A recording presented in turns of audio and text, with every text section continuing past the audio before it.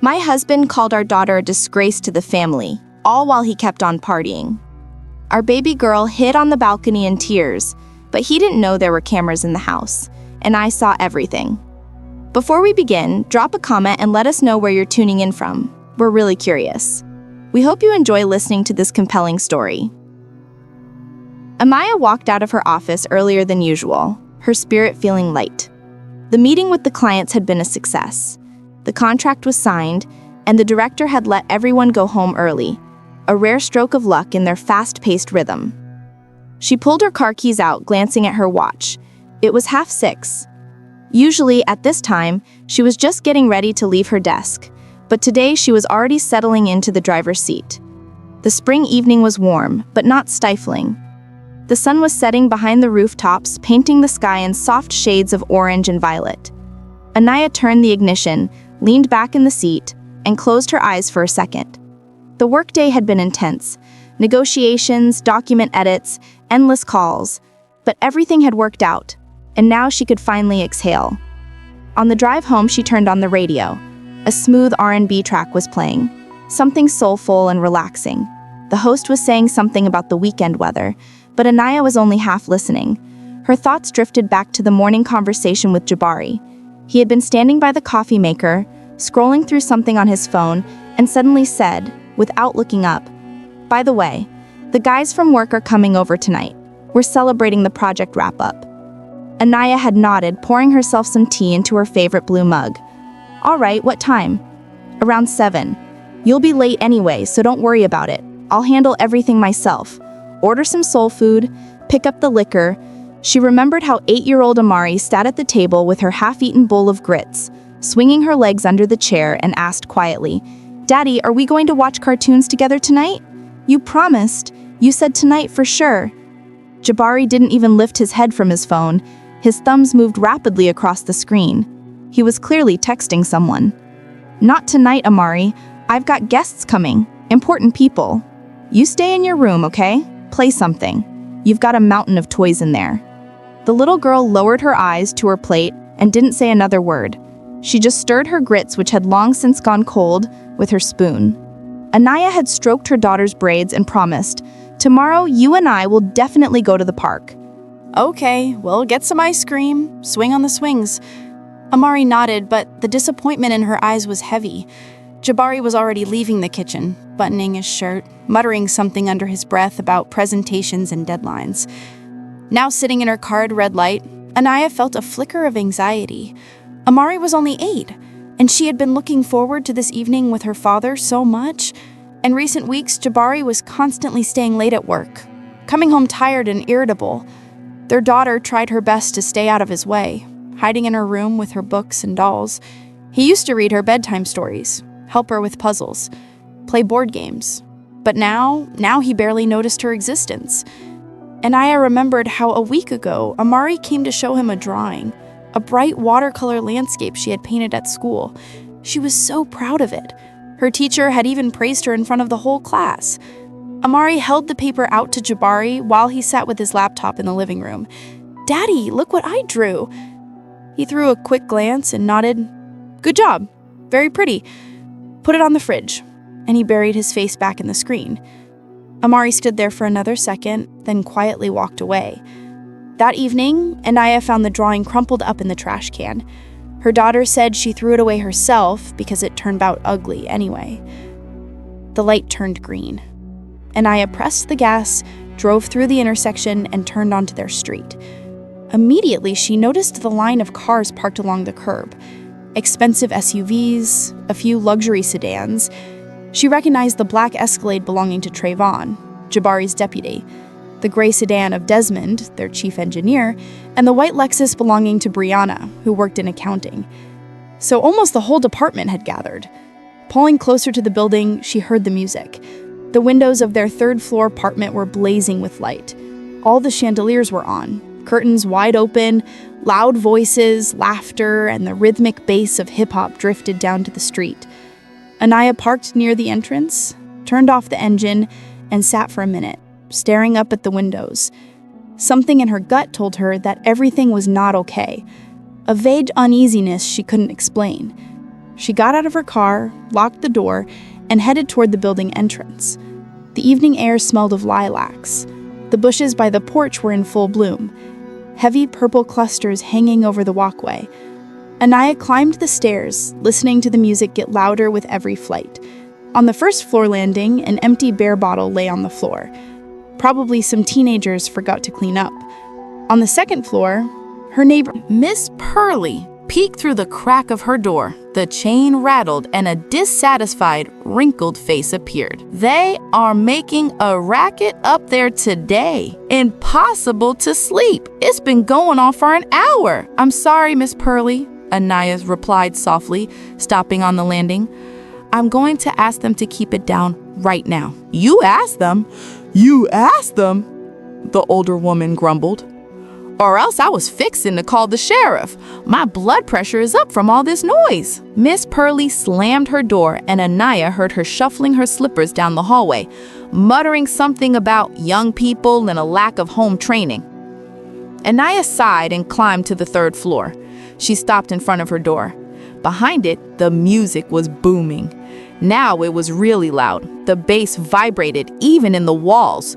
She could hear voices, the clinking of glass, someone's ringing female laughter. Someone was loudly telling a joke. The voice was unfamiliar, raspy. And then he says, "Who said? That was me." An explosion of laughter. Someone clapped their hands.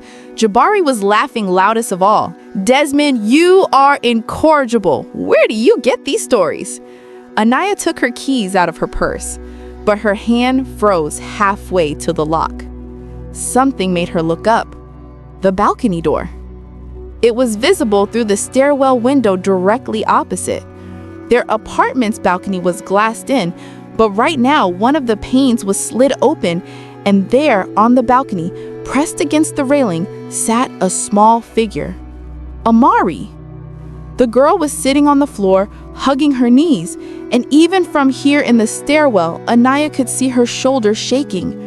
Her heart dropped into her stomach. Anaya quickly turned the key in the lock, pushed the door open, and stepped inside. The hallway was cluttered with shoes, boots, heels, sneakers, piled up on the mat, and since there wasn't enough room, guests had just kicked them wherever. It smelled of expensive perfume, cigarettes, and something spicy. Someone must have brought jerk chicken or wings. From the living room came Jabari's voice, pleased and excited. And then I tell the client, you want cheap? Go hire some students. You want quality? Then don't haggle with me. And he, can you believe it, agreed to our price without a single word of objection. The guests roared with laughter. Someone slapped the table. Dishes rattled. A woman's voice drawled admiringly, Jabari, you're a negotiating genius. Oh, come on now. Jabari was clearly basking in the attention. You just gotta know how to stand your ground. You need character. Character and confidence. Anaya took off her heels, neatly placing them in a corner where there was still space, hung her purse on a hook. Her hands moved automatically, but all her attention was focused on the balcony. She walked quietly down the hallway, past the open living room door. Out of the corner of her eye, she saw the scene inside. The large dining table was pushed toward the window. 8 people sat around it. Men in crisp shirts, women in elegant dresses. Bottles of wine and top-shelf cognac crowded the table alongside platters of cold cuts, salads, and boxes of sushi. Jabari stood at the head of the table with a glass in his hand, his face flushed from the drink and excitement. His shirt was unbuttoned at the top. He waved his free hand, explaining something. No one noticed Anaya. She reached the balcony door. Usually, it was kept shut, but now it was cracked open about 4 inches. Cold evening air was drafting into the apartment in a thin stream. Anaya quietly opened the door wider and stepped onto the balcony. Amari was sitting on the floor in the farthest corner, her back pressed against the wall. She hugged her knees, burying her face in them. The girl's shoulders were trembling. She was wearing a light pink t-shirt with a unicorn on it and jeans. No sweater. It was cold on the balcony. The spring evening hadn't warmed up properly, and the wind whipped between the railings. Amari, baby, Anaya whispered, crouching down next to her. "Sweetheart?" Her daughter flinched and raised her head. Her eyes were red, swollen, wet. Tracks of tears ran down her cheeks. Her lips were quivering. Dark circles shadowed her eyes. It was obvious she had been crying hard and for a long time. Anaya felt something tighten in her chest, like an iron hoop squeezing her ribs. "Mama," Amari sobbed and threw herself at her. Anaya scooped up her daughter, hugged her, pressed her close. The small body was shivering. Amari buried her face in her mother's shoulder and started crying again, but quieter this time, trying not to make loud noises. Anaya could feel how tense the girl was, how she was trying with all her might to hold back the sobs. "Shh, shh, I'm here," Anaya whispered, stroking her daughter's hair. Her braids were messy. A hair tie had slid to the side. "It's okay. Mommy's here. Everything is going to be okay." She took off her blazer and draped it over Amari's shoulders. The girl nodded gratefully and pressed even closer to her mother. From the apartment came music and voices. Someone proposed a toast. Glasses clinked. "What happened, baby?" Anaya asked quietly, pulling back just enough to see her face. "Why are you out here alone? Why are you crying? Tell me." Amari sniffled, wiped her cheeks with her palm. Her hands were red from the cold, too. Anaya took them in hers, starting to rub them for warmth. "Daddy," her voice trembled. "Daddy said I was disgracing him in front of the guests." Anaya froze. Her ears rang as if someone had struck a bell right next to her head. She looked at her daughter, at her tear-stained face, her trembling lips, her frightened eyes, and felt something hot, scorching rising inside her, spreading through her veins. "How were you disgracing him?"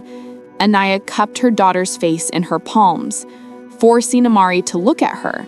She spoke quietly, but firmly. "Tell me everything in order. Don't be afraid." Amari sobbed one more time and began to speak, stumbling, swallowing words. When the guests came, Daddy told me to go to my room. I went. I closed the door. I sat there drawing. I was drawing a princess. I wanted to show you. Then I got thirsty. I went out to the kitchen for some water. Quietly, Mama. I swear I even walked on my tiptoes. From the living room came a new wave of laughter. Someone clinked glasses. Someone shouted, "To us, to the team." Anaya held her daughter tighter. "And then what?"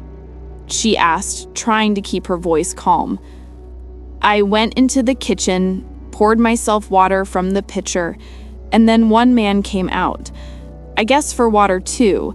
He saw me and smiled. He asked, "And who is this here?" "And Daddy," Amari sobbed again. Her voice shook harder. "Daddy got up fast and came over to me. He grabbed my arm like this." She rubbed her wrist, and Anaya saw a reddish mark on the delicate skin. Fingerprints. The anger inside her flared brighter. He said, "This is my daughter. She's going to her room right now." Everyone laughed, and he dragged me into the hallway. "It hurt, Mama." He squeezed really hard. In the hallway, he leaned down to me and hissed right in my face. He was so mad. His eyes were scary. He said, "I told you to sit in your room. Don't disgrace me in front of people. Get out of here right now." Anaya felt her hands shaking. She clenched her fists, nails digging into her palms. Breathing became difficult, as if the air had thickened. "And what did you do?" she asked, though she already knew the answer. I got scared and started crying. "It hurt my feelings so much, Mama. I just wanted a drink." And he grabbed me by the shoulders and pushed me out here, onto the balcony. He said, "Go cry out there, so no one here sees or hears you, so you don't ruin my evening." And I came out here, sat down, and cried. Amari burst into tears again, burying her face in Anaya's shoulder. Anaya held her, stroked her back while staring at the cracked open door to the apartment behind which Jabari continued to party, as if nothing had happened, telling jokes, clinking glasses with colleagues, enjoying their admiration while his 8-year-old daughter sat on a freezing balcony and wept. Anaya continued to hold her daughter, feeling the small body gradually calm down. The sobs became less frequent. Her breathing evened out. She stroked Amari's back, pressed her close, but inside, a storm was raging, an anger so sharp and furious it took her breath away. But she held it in. Right now, the most important thing was to calm her child. "How long have you been sitting here?" Anaya asked quietly, kissing the top of her daughter's head. Amari sniffled. "I don't know, a long time. I got cold, but I was scared to go back inside. Scared Daddy would yell again." Anaya closed her eyes for a second, gathering her strength. Then she pulled back, looking her daughter in the eye. "Amari, listen to me. You are not guilty of anything. Do you hear me? You didn't do anything wrong. You just wanted water. That is normal. This is your home, and you have the right to walk into the kitchen whenever you want." "But Daddy said—" "Daddy was wrong," Anaya said firmly. "Very wrong. And I'm going to handle this right now. I promise you." Amari looked at her mother with wide eyes. A flicker of hope appeared in them, but it instantly faded. "He'll get even madder." "He won't. Not at you." Anaya cupped her daughter's face. "I will never let him treat you like that again. Never. Do you understand?" The girl slowly nodded. Anaya stood up, pulling her daughter by the hand. "Come on. I'll take you to your room. Wrap yourself in a blanket, put on some cartoons, and I'm gonna go talk to Daddy." They walked into the apartment. The music had gotten louder, the voices too. Someone was telling a story about a company retreat. The rest were roaring with laughter. Anaya led Amari down the hallway, past the living room. This time someone noticed her. Brianna from accounting turned around and waved. "Oh, Anaya, we thought you were coming in late." Jabari turned sharply. For a second, his face twisted, fear or irritation, but he quickly pulled himself together and smiled. "Anaya, baby, you're back already. Great, come join us." Anaya walked silently past him, holding her daughter's hand, led her into the bedroom and turned on the light. On the desk laid colored pencils and an unfinished princess, evidently what Amari had been doing when she got thirsty. "Lay down on the bed. Cover up," Anaya said, pulling her daughter's favorite blanket with kittens on it from the shelf. "Watch something on your tablet. I'll be back soon." "Mama," Amari called quietly as Anaya was about to leave. You won't fight with Daddy. It's just that he gets scary when he's mad." Anaya stopped in the doorway, turned to her daughter, sat next to her on the edge of the bed, and hugged her again. "Sunshine, I will never let him hurt you. You are the most important thing in my life, the most precious. And if I have to fight with Daddy to protect you, I will do it. Don't be afraid." Amari nodded and buried her face in the pillow. Anaya covered her with the blanket, smoothed her hair, and left the room, quietly closing the door. In the hallway, she stopped, leaned her back against the wall, and took a deep breath. Her hands were still trembling. Her daughter's words spun in her head. "He grabbed my arm. He was so mad. He told me not to disgrace him." Anaya remembered the red marks on Amari's wrists, remembered the girl sitting on the cold balcony, shivering from the chill and tears. How many times had this happened? How many times had Jabari treated their daughter this way when Anaya wasn't around? She recalled the last few months, how Amari had become quieter, more withdrawn, how she stopped telling her father about school, how she hid in her room when he came home from work. Anaya had written it off as age, a phase, thought everything would smooth out, but now she understood it wasn't a phase. It was fear. Her daughter was afraid of her own father. Anaya took her phone out of her pocket, opened the home security camera app. They had installed them a year ago after a break-in at a neighbor's apartment. 3 cameras, one in the living room, one in the hallway near the front door, and one in the kitchen. Recording was constant, stored for a week. She scrolled back to the last hour. Fast forward showed the guests arriving, Jabari greeting them, pouring drinks. Anaya paused the playback and switched to the hallway camera. Here, timestamp 6:47 p.m., Amari appears on the screen. She walks down the hallway on tiptoes, clutching an empty glass to her chest, walks into the kitchen. Anaya switches to the kitchen camera. The girl approaches the table where the water pitcher sits, pours water into the glass. At that moment, a man walks into the kitchen, Desmond, the chief engineer. He smiles, says something to Amari. Amari answers, smiling back. Desmond leans down, probably asking her name. And then Jabari bursts into the kitchen, face red, jaw clenched. He walks quickly up to his daughter, grabs her by the arm. Anaya sees his fingers dig into the girl's thin wrist. Amari flinches in pain. Desmond steps back, smiling confusedly. Jabari says something to his colleague. Anaya can read his lips. "This is my daughter. She is going to her room right now." He smiles, but the smile is tight, fake. He drags Amari out of the kitchen and into the hallway. Anaya switches back to the hallway camera. Here they are, in the frame. Jabari spins his daughter around to face him, leans down, says something, and even without sound, it's visible how furiously he is hissing. Amari recoils, eyes wide with fear, starts crying. Jabari grabs her by the shoulders roughly, sharply, and shoves her toward the balcony door. The girl stumbles, barely keeps from falling, catches her balance, looks back at her father, but he is already turning around and walking back to the guests. Amari stands for a second, sobbing, then slowly walks to the balcony. Anaya turned off her phone screen, her hands clenched into fists so hard her knuckles turned white. She closed her eyes, trying to master herself, but it was impossible. Anger raged inside, so strong it felt like something was about to explode. She had seen everything. Saw how her husband grabbed their daughter, how he shoved her, how he didn't even look back as he walked away. How many more times had this happened? How many moments had she missed working late, trusting Jabari? Anaya remembered an evening 2 weeks ago. She came home, Amari was sitting in her room, unusually quiet. When asked what happened, she answered, "Nothing, Mama, just tired."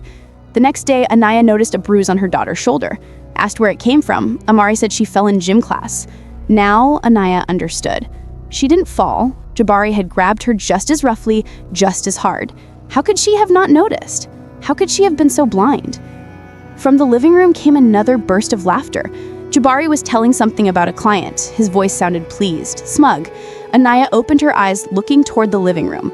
No, enough. She would no longer close her eyes, would no longer excuse him with fatigue and stress at work, would not pretend everything was normal. Anaya straightened up, squared her shoulders, checked your phone one more time, video saved, ready to cast to any screen. Good. She stepped toward the living room, stopped in the doorway. All 8 guests were sitting at the table. Some were eating, some drinking. Jabari stood by the window with a glass of cognac, gesturing, explaining something to Trevon. Brianna was scrolling through something on her phone. Desmond was lighting a cigarette by the open window. A normal party, normal people. They didn't even know what had happened in this apartment an hour ago. "Anaya, finally!" Brianna exclaimed, spotting her. "We thought you weren't going to join us. Sit down, come on, there's a seat right here." "Yeah, Anaya, come on in," Trevon supported. "We're just discussing the new project. Jabari was telling us how he convinced the client." Jabari turned around, smiled at his wife, but Anaya noticed the tension in his eyes. He sensed something was wrong. "Honey, pour you some wine?" he asked, taking a step toward her. "Or cognac, we've got the good stuff, French." Anaya walked silently past him to the television. On the wall hung a large 55-inch TV. Jabari had bought it last year, was proud of the purchase. Right now the screen was dark. "I don't need anything," she said calmly. Her voice sounded steady, but inside everything was boiling. She crouched down, reached behind the media console for the HDMI cable they used to watch movies from the laptop. "Anaya, what are you doing?" Jabari asked. Nervousness slipped into his voice. He took another step toward her. Anaya didn't answer. She connected the adapter to her phone, plugged the other end into the TV, turned on the TV with the remote. The logo appeared on the screen, then the input menu. She selected HDMI. "Anaya, what is going on?" Jabari was standing right next to her now, leaning toward her. "The guests are here. You decided to watch a movie or something?" The guests fell silent, watching her with curiosity. Brianna put down her phone. Desmond stubbed out his cigarette. Trayvon set his glass on the table. "Not a movie," Anaya answered quietly, straightening up. She turned to her husband, looked him in the eyes.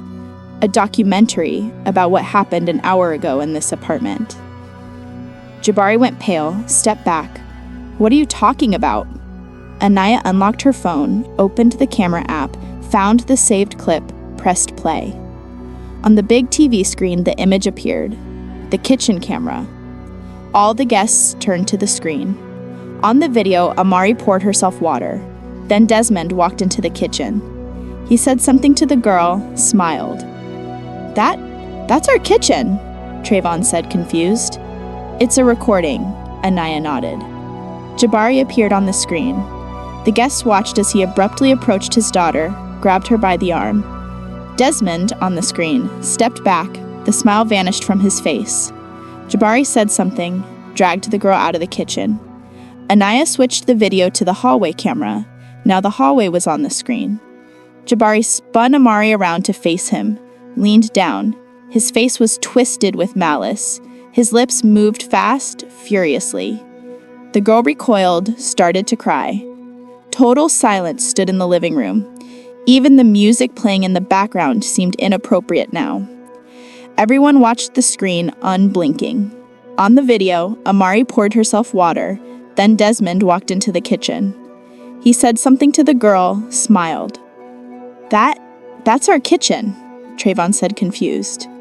"It's a recording," Anaya nodded. Jabari appeared on the screen. The guests watched as he abruptly approached his daughter, grabbed her by the arm. Desmond, on the screen, stepped back. The smile vanished from his face. Jabari said something, dragged the girl out of the kitchen. Anaya switched the video to the hallway camera. Now the hallway was on the screen. Jabari spun Amari around to face him, leaned down. His face was twisted with malice. His lips moved fast, furiously. The girl recoiled, started to cry. Total silence stood in the living room. Even the music playing in the background seemed inappropriate now. Everyone watched the screen, unblinking. On the video, Jabari grabbed his daughter by the shoulders, shoved her, roughly, sharply. Amari stumbled, caught her balance, looked at her father with wide, tear-filled eyes, and he was already turning around and walking away. Anaya paused the video, turned off the TV, turned to the guests. Everyone sat in silence. Brianna pressed her hand to her mouth. Her eyes were full of horror. Desmond lowered his head, examining his hands. Trayvon looked at Jabari with a strange expression, a mix of bewilderment and judgment. "That," Jabari started, but his voice cracked. He cleared his throat, tried again. "That isn't what you think. I was under pressure." "It is exactly what we saw," Anaya interrupted him calmly. She stood by the TV, arms crossed over her chest. "You grabbed our 8-year-old daughter, yelled at her, shoved her, just because she came into the kitchen to drink water in her own home? She was supposed to be in her room, I told her. You told her to stay in her room because she disgraces you in front of guests."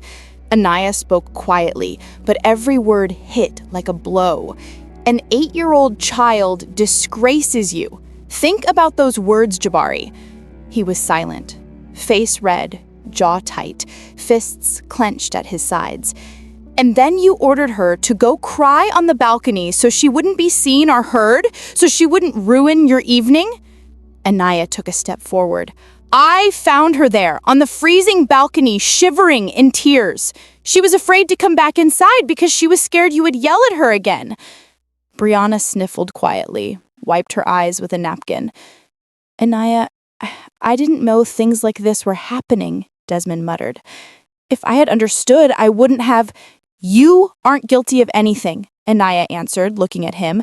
"You didn't know, but now you do." She turned back to Jabari.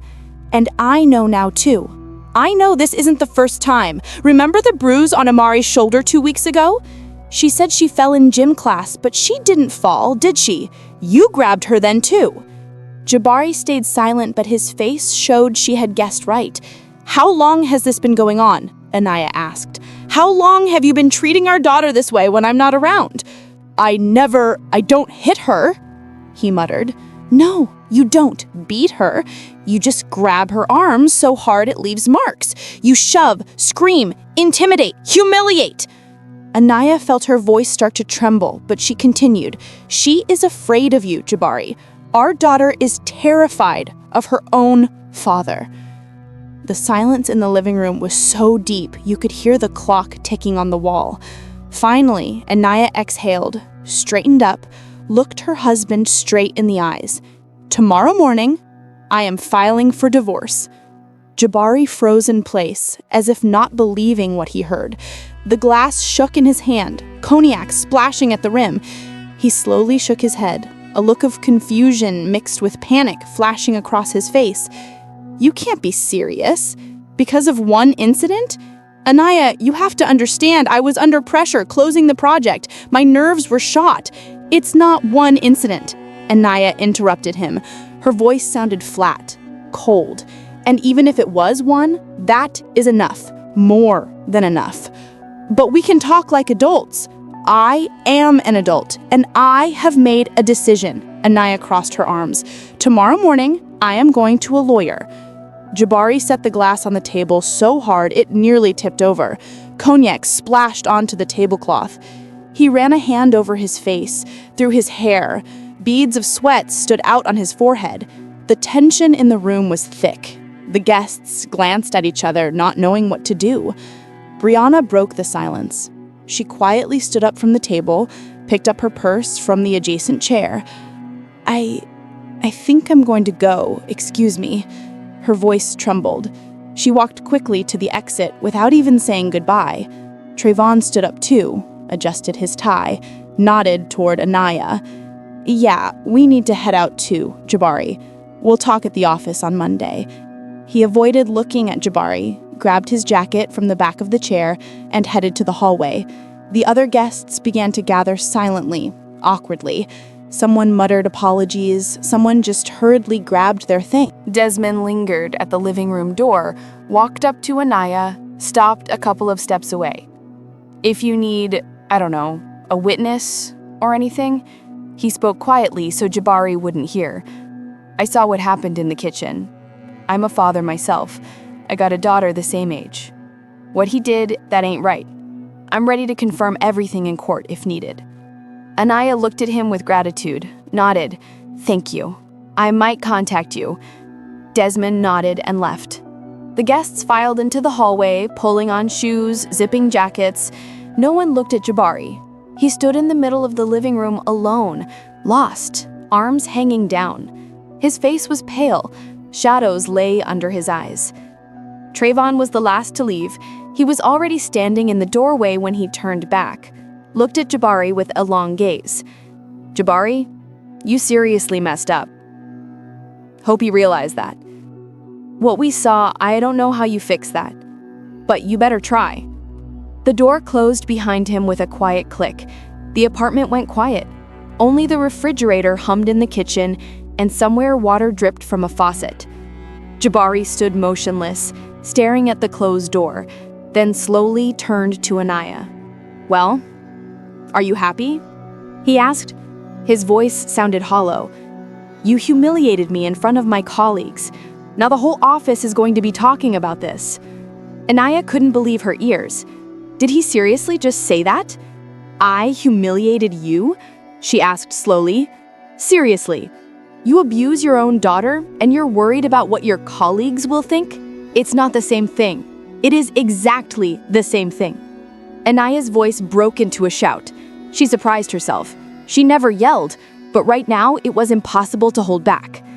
You care more about your reputation than the fact that you drove a child to tears, that you terrified her, that she sat on a freezing balcony and was afraid to come back into her own house? Jabari flinched, stepped back. Something flashed across his face. Fear or shame? He opened his mouth, closed it, opened it again. Anaya, let's talk normally, without this drama. We're adults. We can discuss everything calmly. Drama? Anna stepped toward him. You call this drama? Our daughter was crying on the balcony. And you call that drama? I just wanted the evening to go well. He took a step toward her, tried to take her hand, but Anaya jerked away sharply. I had important colleagues here, and I needed to make an impression. This project is a big step for my career. Amari picked the wrong moment, and I reacted. But that doesn't mean wrong moment. Anaya looked at him like she was seeing him for the first time. Wrong moment to drink water in her own home? Jabari, do you hear yourself? I explained to her that I had guests. You didn't explain. Anaya felt her hands start to shake again. She squeezed them into fists.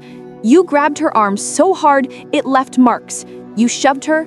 You told her she was a disgrace to an 8-year-old girl. Your daughter. Jabari turned away, walked to the window, stood looking out at the street. The street was quiet, streetlights illuminating empty sidewalks. He leaned his forehead against the cold glass. I didn't want to hurt her. His voice was quiet, almost a whisper. It's just, in that moment, I got mad. It was impulsive. I didn't think. Impulsively, you grabbed her arm so hard, it left marks. Anaya walked closer, her voice hardened. Impulsively shoved her? How many other times was it impulsive? He silenced. Answer me, Anaya demanded. How many times have you treated her like that? How many times when I was at work? And you... I don't remember, he muttered, not turning around. Maybe a couple of times, but I never beat her. Never. You know I'm not like that. Don't remember. Anaya felt a wave of anger rise inside again. That means it happened often enough that you stopped counting. Do I understand that right? Jabari spun around. His eyes glistened. Tears or anger? I never beat her. Never. I never raised a hand to her. I just get sharp sometimes, but I don't beat kids. I'm not that kind of man. You grab her, shove her, scream, scare her. Anaya listened calmly, almost mechanically. Every word was a struggle. That is violence too, Jabari. Psychological, emotional, and it is no less destructive than physical. Maybe even worse. You're exaggerating. I am not exaggerating. Anaya's voice cracked into a scream again. She stepped toward him and he instinctively backed against the wall. I found our daughter sobbing on the balcony. She was shaking from cold and fear. She was afraid to come back into the house, into her own house. That is not called exaggerating. Jabari raised his hands as if defending himself. Anaya, stop shouting. No, I won't stop. Tears finally broke through. Anaya felt them flowing down her cheeks but didn't wipe them. You know what she told me? She said, I'm scared with him. Our daughter is afraid of her own father. Do you understand? Afraid? The words hung in the air. Jabari froze, pressed against the wall. His face went even paler. He opened his mouth, but nothing came out. He just stood and stared at Anaya with wide eyes. He finally squeezed out, I didn't know. Didn't know. Anaya wiped her tears with the back of her hand. How could you not know? You didn't notice how quiet she got? How she stopped coming to you? How she hid in her room when you came home from work? Jabari was silent. He slowly slid down the wall, sank to the floor, sat hugging his head in his hands. Anaya looked down at him, saw his shoulders shaking. Maybe he was crying, maybe just trying to pull himself together. She didn't know. And in that moment, she didn't care.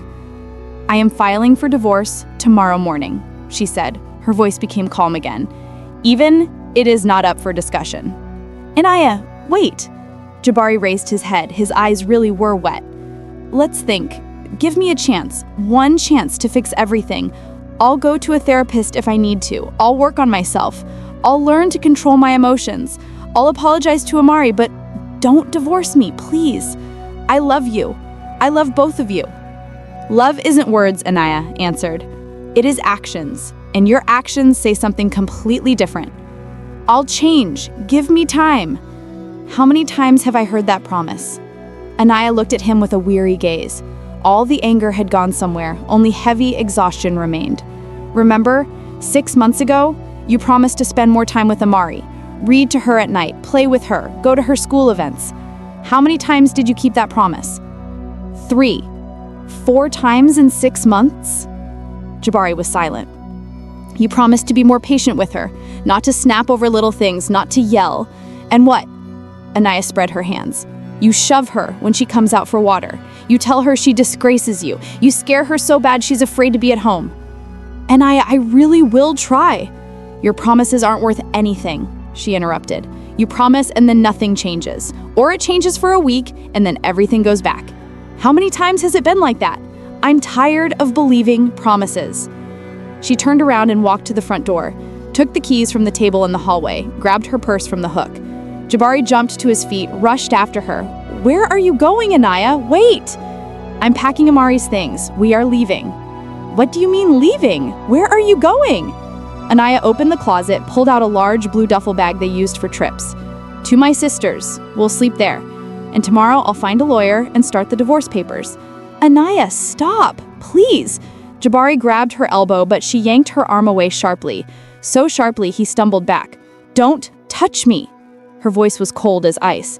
Jabari froze. His hands dropped. He just stood and watched as Anaya took the bag and walked into the kids' room. He wanted to follow her, but stopped on the threshold, not daring to enter. Amari was lying on the bed under the blanket, headphones on, watching something on her tablet. Seeing her mother, she took off the headphones, sat up. Mama, is everything okay? Did the guests leave? Yes, sunshine. Anaya sat on the edge of the bed, stroked her daughter's cheek. Pack your things, just the essentials. We're going to Aunt Za's to stay for a bit. For a long time? Amari looked her mother in the eyes. There was no fear in them, only a question.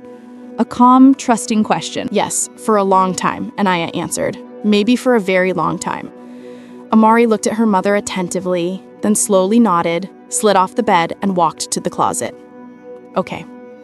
She didn't ask why, didn't cry, just started taking things out of the closet. Anaya helped her fold clothes, pajamas, a few t-shirts, jeans, sweaters, underwear, pulled her daughter's favorite books from the shelf, fairy tales and a volume of animal stories, took the tablet, headphones, chargers. What about Daddy? Amari asked quietly as they were zipping up the bag. She didn't look at her mother, examining her hands. Anaya crouched down in front of her daughter, took her hands, warm little palms, looked into her eyes. We aren't going to live with Daddy anymore. I know that's hard to hear. Maybe you're sad, but this will be better for both of us, I promise. Amari nodded. There was no surprise in her eyes, no protest, only a quiet relief that she tried to hide, but Anaya noticed anyway. I'm glad, the girl whispered so quietly Anaya barely heard. Mama, I'll miss him sometimes, but I'm scared. With him and with you, I'm good. Anaya hugged her daughter, pressed her tight. A lump rose in her throat. Tears welled up again, but she didn't let them fall. Not now. Right now, she needed to be strong for Amari. They walked out of the room with the bag and backpack. Jabari stood in the hallway. He was leaning against the wall, watching them. His face was haggard, eyes red. Amari. His voice broke. He took a step toward his daughter. Forgive me, please. I didn't mean to hurt you. Honestly, I was wrong. Very wrong. Forgive Daddy. Amari pressed against Anaya, not answering, hid behind her mother, as if trying to become invisible. Anaya wrapped her arm around her daughter's shoulders, shielding her with her body. Get out of the way. Jabari. Anaya, please don't do this. Move, she repeated. Her voice was firm, allowing no objections. He slowly stepped aside, pressed his back against the wall. Anaya led Amari past him to the front door. Put on her daughter's spring jacket, pink with the hood, zipped it up, fixed the collar, helped her put on her boots, pulled on her own shoes, picked up the bag. This is my grandmother's apartment, Anaya said, turning to Jabari one last time.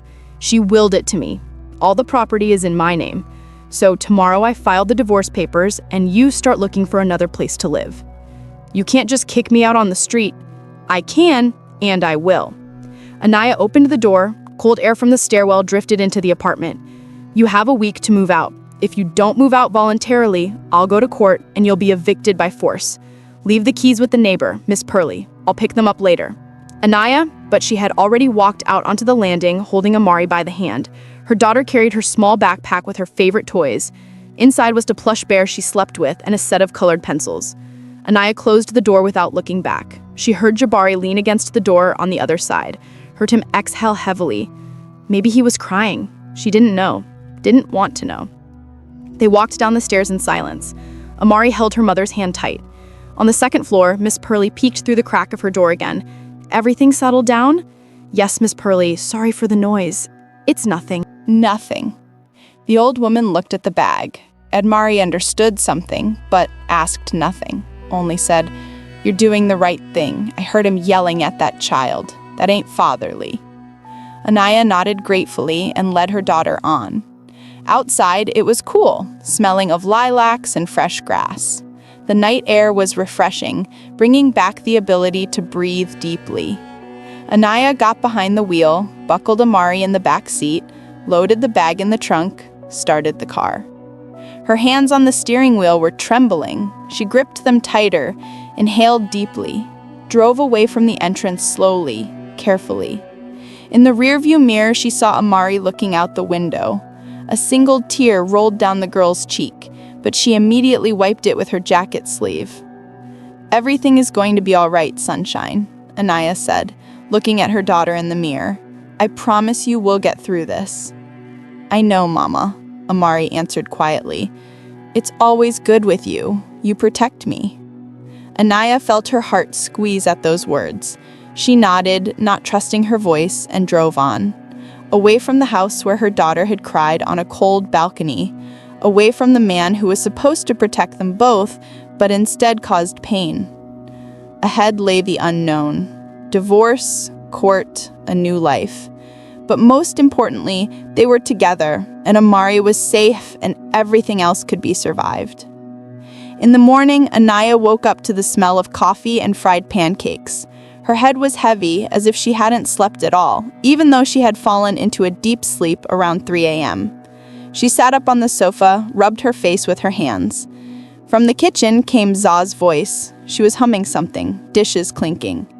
Anaya got up, threw on the robe her sister had left on the chair for her, walked into the kitchen. Za stood at the stove, flipping pancakes. A plate with a stack of them already sat on the table alongside syrup and butter. "Good morning," Za turned around, smiled. "How'd you sleep?" "Not great," Anaya admitted honestly, "but that's normal. Amari is still asleep. Let her rest. School isn't mandatory today." Za poured Anaya coffee into a large mug. "Here, drink. Strong. Just how you like it." Anaya took the mug, took a sip. The hot coffee burned her tongue, but it was pleasant. It brought her back to reality. Sat at the table, looked out the window. The morning was clear. The sun lit up the courtyard where mothers were already walking with strollers. "I booked you an appointment with a lawyer for 11, Za said, sitting down opposite her. "Her name is Rosalind Price. She's very good. I worked with her on a few cases. Tough but fair. Just what you need." "Thank you," Anaya nodded.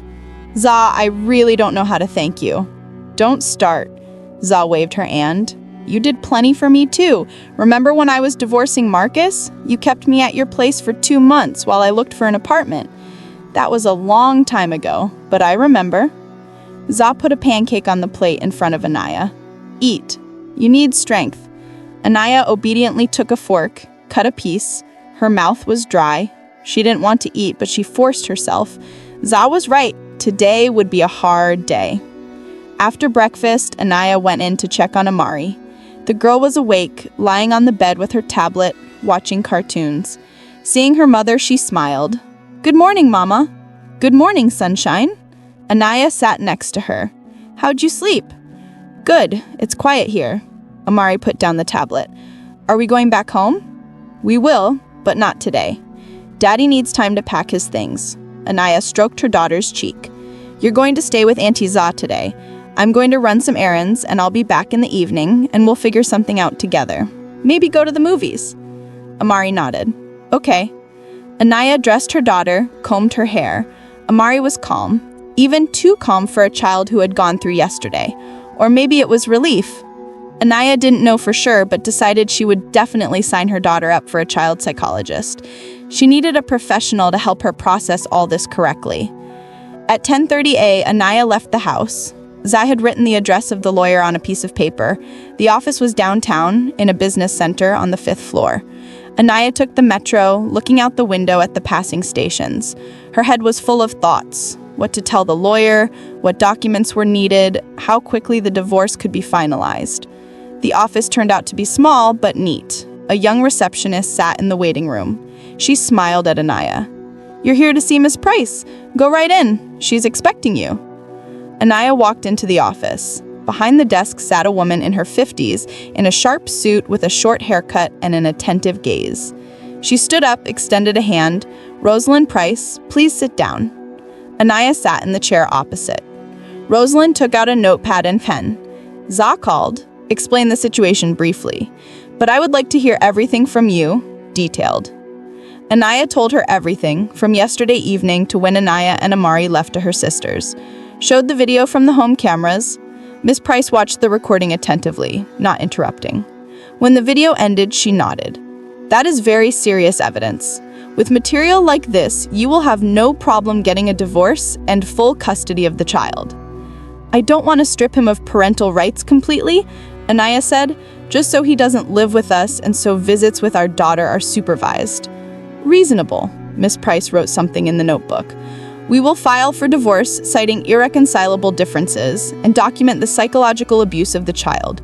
We will request restricted visitation. That means visits will happen only with your consent and in your presence." How fast can this be done? Divorce usually takes a month or two through the courts, but considering there is a minor child and evidence of improper conduct, we can expedite the process. Miss Price looked at Anaya over her glasses. "The apartment is in your name?" "Yes, it's an inheritance from my grandmother." "Excellent. That means he cannot claim the residence." "Any joint assets?" "The car is in my name. We bought the furniture together, but that's all small stuff. Let him take what he wants." "Okay. We will demand child support. Not for me, for Amari. She has a right to support from her father." Miss Price nodded, continuing to write. They talked for another 40 minutes, discussing details, documents, timelines. When the conversation ended, the lawyer handed Anaya a business card. "If anything urgent comes up, call anytime. I'll start preparing the documents today. Come tomorrow, sign the petition, and we file in court." Anaya walked out of the office with a feeling of strange relief. Yes, a hard road lay ahead, but at least now she knew what to do. There were concrete steps, a plan of action. She headed back to her sisters. On the way, she stopped at a store, bought groceries, decided to cook something for dinner to thank Za for her help. In the toy section, she saw a stuffed animal, a white bunny with long ears. Amari had recently said she wanted one like that. Anaya bought the bunny too. She returned to her sisters around 1 in the afternoon. Amari was sitting with Za on the couch. They were watching a movie and eating popcorn. Seeing her mother, the girl jumped up. "Mama, Auntie Za showed me old photos of us at the beach.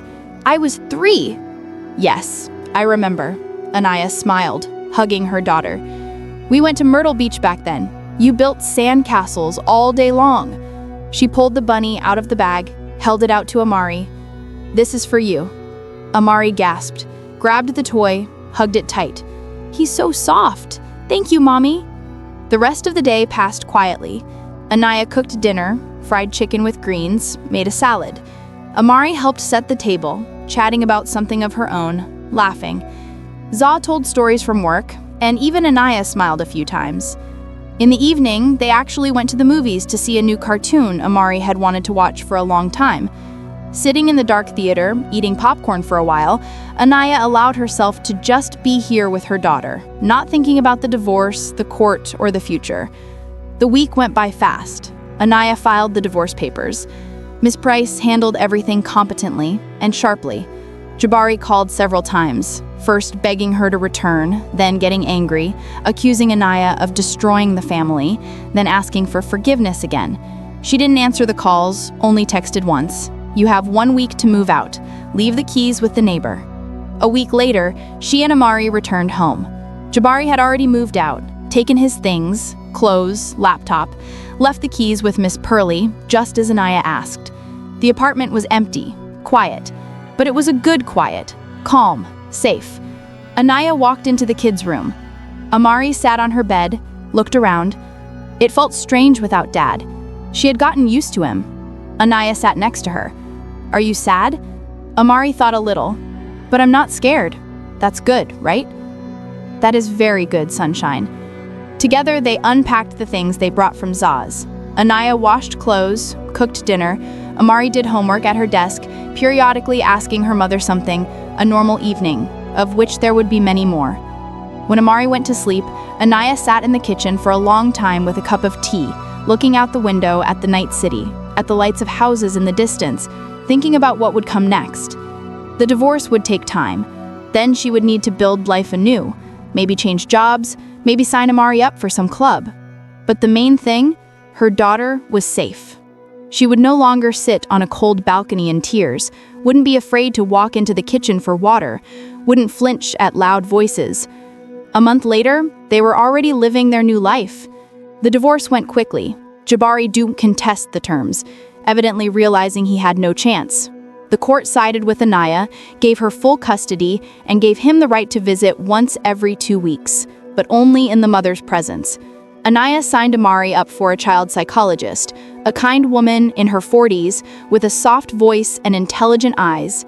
After the third session, she told Anaya, "The girl is coping well. She has a strong psyche, and most importantly, she feels your support." That was the most important thing. Amari really was changing before her eyes, becoming more open, cheerful. She started talking about school again, showing drawings, asking for bedtime stories. One day she said, "Mama, can we go to the park on Saturday for the rides?" "Of course, Sunshine. And buy ice cream?" "And buy ice cream, the biggest one."